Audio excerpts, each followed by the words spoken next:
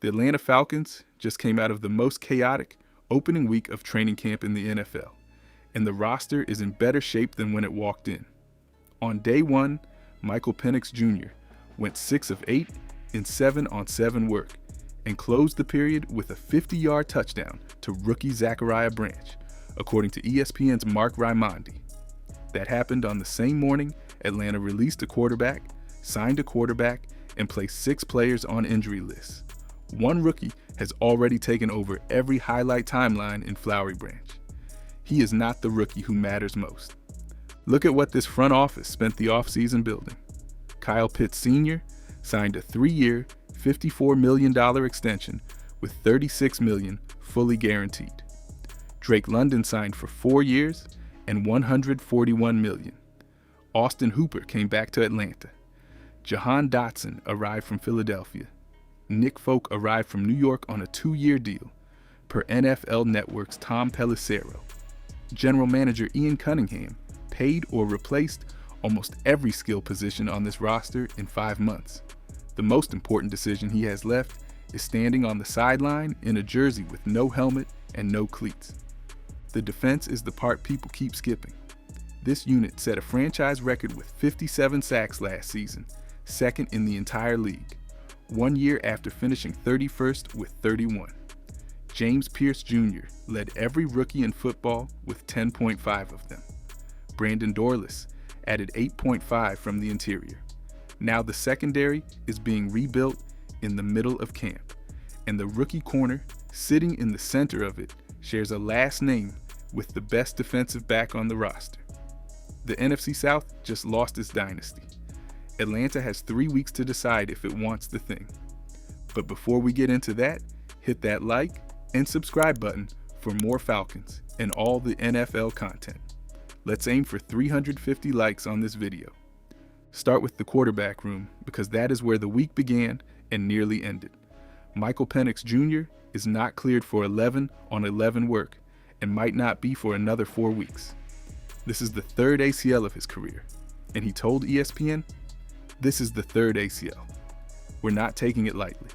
Last season, he started 9 games, went 3-6, and threw for 1,982 yards with 9 touchdowns and 3 interceptions on 60.1% passing before his knee gave out in Week 11 against Carolina. Patience is the only correct call here. Tua Tagovailoa was supposed to be the stable option. He signed a 1-year deal worth $1.3 million in March and opened camp on the sideline with a tight back. Head coach Kevin Stefanski told reporters something had flared up and added, "He'll be out there sooner than later." By day 3, both quarterbacks were on the grass together for the first time, moving through warm-ups and 7-on-7 work. That is real progress. It is also 3 days of shorts and helmets, and nobody wins a starting job in shorts. The fallout was immediate. Atlanta released Trevor Siemian with an injury designation and signed Cooper Rush the same morning. That left undrafted rookie Jack Strand taking first-team reps in the 11-on-11 period on the opening day of camp. Strand went 2 of 4. Rush went 1 of 2 in an abbreviated session, and he was on an NFL practice field for Atlanta within hours of the phone call. An undrafted quarterback running an NFL first-team offense in July is not a crisis by itself. It is a symptom, and the only cure is 2 healthy arms. Now flip to the other side of the ball, because Atlanta's secondary lost its plan before camp even started. Billy Bowman Jr. opened on the physically unable to perform list. He was one of the hottest rookie starts in football last season before a hamstring injury slowed him and a ruptured Achilles ended his year in November. D. Alford, the man who covered for him, signed with Buffalo in free agency. So the nickel job, a position this defense plays more than any other package, walked into training camp with no incumbent at all. Under the 2026 rules, a player who stays on that list through cutdowns misses a minimum of 4 games. Atlanta collected options instead of naming one. Darnay Holmes signed in free agency and has taken the bulk of the traditional nickel work since the spring. Sidney Brown came over from Philadelphia in a swap of late-round picks, and has already played nickel with the starters. Ajay Woods held that role on Thursday. Clark Phillips III and C.J. Henderson have worked as the second-team corners. Henderson nearly picked off a pass on day one, then came back Thursday and finished a clean, one-handed interception. The spots that are settled are very settled. Ajay Terrell and Mike Hughes remain the outside corners with the first unit. Jesse Bates III and Xavier Watts remain the safeties. And defensive coordinator Jeff Ulbrich has called Bates one of the best safeties he has ever been around. Day one ended with Kobe Bryant leaping for a downfield pass breakup on the left sideline. Depth is not the problem in this room. Order is. And the rookie waiting his turn is the reason that order keeps changing. The first 3 plays Atlanta's offense ran in teamwork on day one all came out of 13 personnel, which puts 3 tight ends on the field at once. Kyle Pitts Sr., Austin Hooper, and Charlie Warner were all out there with the first unit. That is not a July experiment. That is a statement of identity from Kevin Stefanski and offensive coordinator Tommy Rees. On the first morning, they had the whole roster in one place. The history backs it up completely. Cleveland deployed 2 tight ends at the highest rate in the NFL last season, with Rees running that offense. In Prosumer Sports, Stefanski and Rees called 85% of Cleveland's 2025 snaps out of only 2 personnel groupings. Atlanta is built for exactly this. By one measure, the Falcons already ran the league's most effective 12 personnel offense last season. Hooper is entering his 11th year and spent 2 of them learning this precise system in Cleveland. He made 6 starts for New England last season and caught 21 passes for 263 yards and 2 scores. Charlie Warner is the tell. He caught 15 total passes in his first 2 seasons in Atlanta. On day 1 of camp, he was one of the most active checkdown targets on the field. And Pitts walks into this, coming off the best 6-week stretch of his career, when he led every tight end in the NFL with 469 receiving yards over the final 6 weeks of 2025 and finished second among tight ends with 4 touchdowns. Stretch that rate across a full 17 games, and you get a 1,300-yard tight end. Back to the rookies, because Atlanta walked into this draft short. Former general manager Terry Fontenot traded away the 2026 first-round pick to move back up for James Pierce Jr. in 2025. That left Ian Cunningham with 6 selections and a roster full of holes. He spent the first one, pick 48, on Clemson cornerback Avion Terrell. He spent pick 79 on Georgia receiver Zachariah Branch. Then Kendall Daniels at 134, Harold Perkins Jr. at 215, Ethan Onyanwa at 231, and defensive lineman Anterio Thompson. Avion Terrell is the answer to the rookie question. In 39 games at Clemson, he produced 125 tackles, 25 passes defensed, 8 forced fumbles, 4 sacks, and 3 interceptions. His 5 forced fumbles in 2025 set a Clemson single-season record, and he was named a second-team Associated Press All-American. He is the younger brother of A.J. Terrell. Stefanski has said he will get looks, inside and outside. That is a starter's usage plan, not a developmental one. He is already proving it on grass. On day 2, Atlanta put Terrell in man coverage on Branch. Branch went in motion across the formation, cut back inside at the snap, and Terrell shifted his weight and broke the throw up clean. That is the exact rep that decides whether a rookie corner plays in September. Branch is going to be a problem for defenses at 5'8", with 78% of his college yards coming after the catch.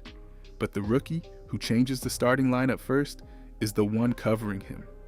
Look at the division, because the NFC South is not remotely what it was 12 months ago. Tampa Bay's run of 4 straight division titles ended last season with an 8-9 finish after a 6-2 start. Carolina took the crown instead.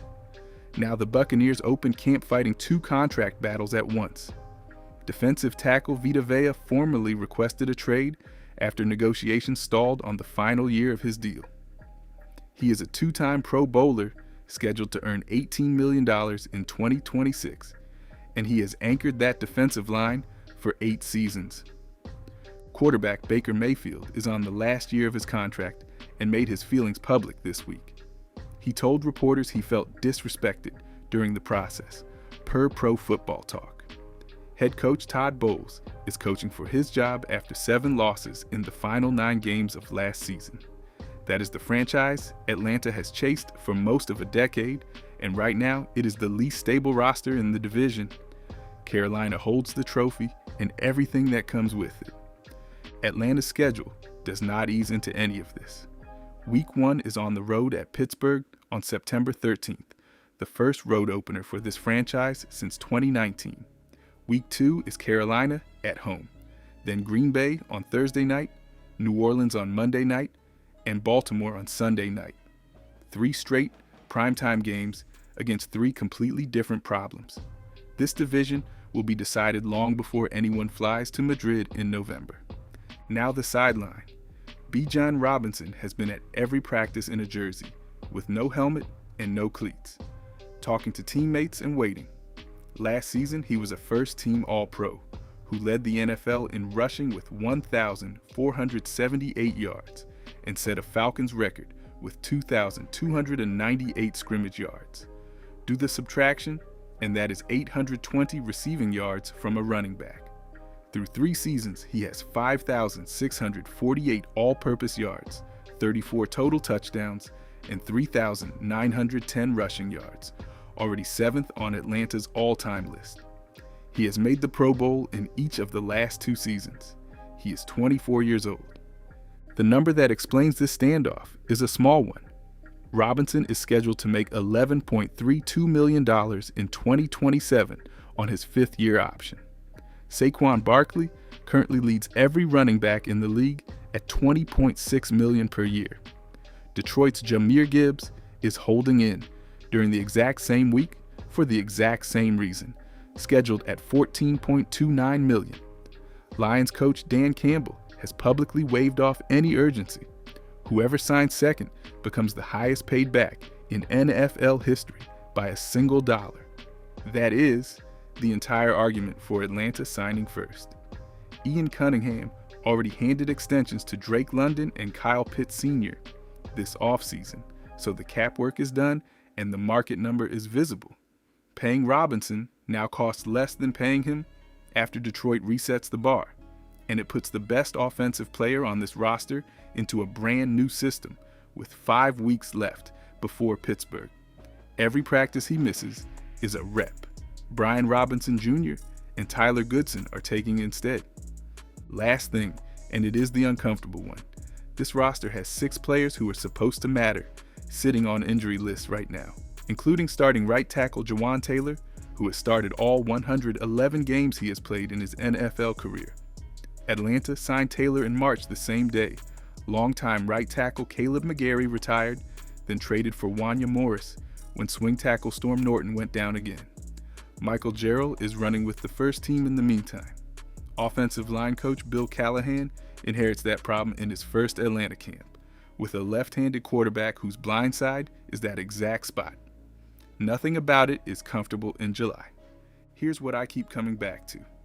Atlanta went 8-9 last season, while its defense jumped from 31 sacks to 57 in a single year, a 26-sack swing that finished second in the entire NFL. It did that without a healthy Billy Bowman Jr., without Zach Harrison for 10 games, and while starting 3 different kickers.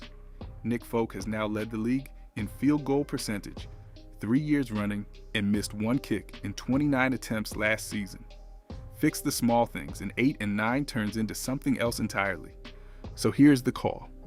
Atlanta finishes 10-7, takes a wild card spot, and beats Carolina twice.